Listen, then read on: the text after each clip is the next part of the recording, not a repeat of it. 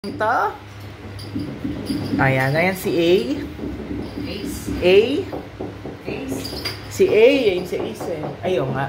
Ito si Ace. Tapos ito, hindi namin siya nilagyan ng pangalan kasi is still,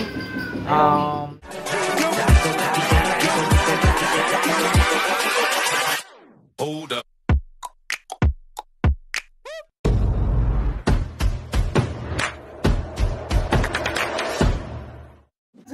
Hello. So, welcome po ulit dito sa Almontero Tutorial. Ayan. So, nandito tayo ngayon sa Cats Room at ipapasyal po kayo sa kanilang kwarto. So, makikita nyo yung iba't ibang uri ng pusa dito.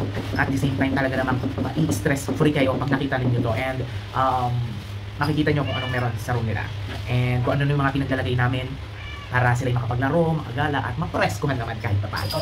Okay, so, eto na po. Panoorin natin. Nandito tayo sa... Ayan. So, ang ating unang ipapakita ay si Mew, the father of 8. Diba unang anak niya ay 4? A mother of... 5 pala anak niya una, tapos 4, 9. A mother of 9 na yan. Kaya last na anak niya na yan. So, ayan siya. Diba? Ang ganda ng mata. Then, dito sa side na to, ayan, sa side na to, makikita nyo may mga laruan sila. Ayan, ay mga laruan nila. Tapos dito nilagyan ni Jerbs ng mga kalmutan. Ayan, tulad niya, no? Ayan. Yan ay si Rain. Ayan. Tapos dito si Jean. Ayan, isang sweet naming pusa. Then ito naman si Miles, the orange one. Ayan. So ayan, yung tatlong yan, sila yung magbe-best friend nila. Ayan. Lagi silang magkakasama. Saan man magpunta, naandun sila. Ayan. So, papakita ko sa inyo ang kanilang kwarto. So, ayun yung kwarto nila.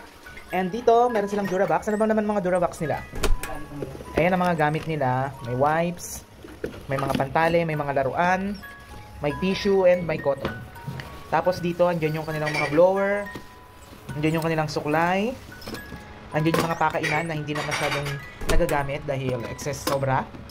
Then, sa third, yung kanilang mga wet food or yung goodies. Ayan. So, yun yung mga stock nila. Then, dito sa tabi niya, nandito yung kanilang inuman. Ayan. Fountain. Ayan. So, pag umakit sila dyan, diretso inom na. Tapos dito, meron pa ding higaan para sa mga naglalaro tuwing gabi. Ayan. Tapos ito, scratcher. Ayan. Tapos may duyan dito, mahigaan. Ayan na naman si Jin. Pinaka-sweet sa lahat yan. Mahilig lumapit at himakan. Tapos, ayan, nagdikit ng mga sticker. Wait lang. Linisin natin yung camera natin. Ito.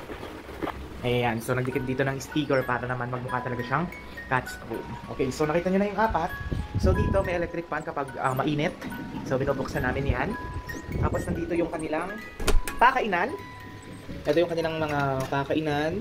Ito yung kanilang mga vitamins. Tapos, ayan. So, meron tayo ditong omega patty para sa kanilang mga balahibo.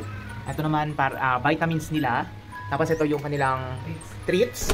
Tapos, ito yung kanilang mga panglinis ng tenga, pampabango nila. Ayan, mga pabango nila. Tapos, dito na rin nilagay namin yung kanilang foods. Tapos, ito yung hugasan ng kainan. Tapos, ito, ginamit namin yan. Dito kami nagkakape. Ayan. So, nandito ang natitira ng tatlong anak ni Mew, yung pinakita ko sa inyo na mother of 9. So, ito sino nga ba to ang magandang to? Ayan si A. Ace. Si A, yun si Ace eh. Ayun nga. Ito si Ace. Tapos ito, hindi namin siya nilagyan ng pangalan kasi is still rehoming pa rin siya. So, yung dalawa ay na-rehome na. Then, ito si A. Ayan siya, oh. Ayan, napakaganda nitong isang to. Ayan. So, yung mga bintana nila dito, open naman to. Ba't sarado to? Kaya palang init eh. Ayan, so, pwede sila dito mag-stay pag gusto nila magpahangin or tumingin sa labas.